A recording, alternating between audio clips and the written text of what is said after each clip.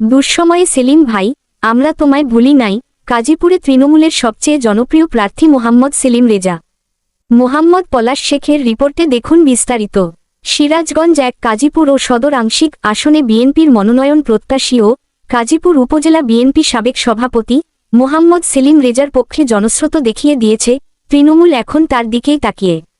সোমবার 10 নভেম্বর সন্ধ্যায় উপজেলার সোনামুখী হাট এলাকা থেকে শুরু হওয়া বিশাল গণমিছিলটি স্থানীয় রাজনীতিতে বিরল চিত্র সৃষ্টি করেছে। মিছিলটি আশপাশের বিভিন্ন সড়ক প্রদক্ষিণ করে সোনামুখী খেলার মাঠে গিয়ে পথসভায় পরিণত হয়। পুরো এলাকা জুড়ে স্লোগান ধ্বনিত হয়, দুঃসময়ে সেলিম ভাই, আমরা তোমায় ভুলি নাই। এই এক স্লোগানেই যেন ফুটে উঠেছে গাজীপুরের মানুষের ভালোবাসা ও আস্থা। গণমিছিলে নেতৃত্ব দেন গাজীপুর উপজেলা বিএনপি সাবেক সভাপতি সেলিম রেজা ও সাবেক সাধারণ সম্পাদক প্রভাষক আব্দুস সালাম।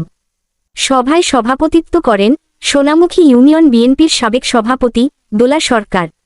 উপস্থিত ছিলেন উপজেলা সাবেক সাংগঠনিক সম্পাদক হাজী মিজানুর রহমান বাবলু, উপজেলা সাবেক যুগ্ম সাধারণ সম্পাদক সাইদুল ইসলাম, উপজেলা সাবেক যুগ্ম সাধারণ সম্পাদক শহীদুল ইসলাম বাবুসহ বিএনপি ও অঙ্গসংগঠনের শতাধিক নেতাকর্মী ও হাজার হাজার জন সাধারণ অংশ নেন।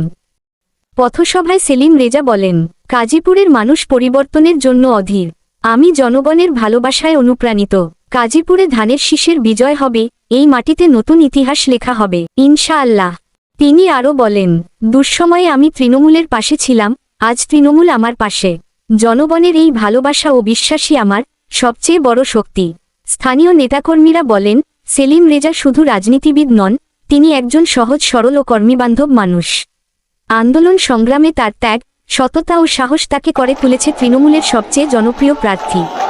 শেষ মুহূর্ত পর্যন্ত সমর্থকদের মুখে একটাই স্লোগান, দুঃসময়ে সেলিম ভাই, আমরা তোমায় ভুলি নাই। ধানের শীষের বিজয় হবে ইনশাআল্লাহ।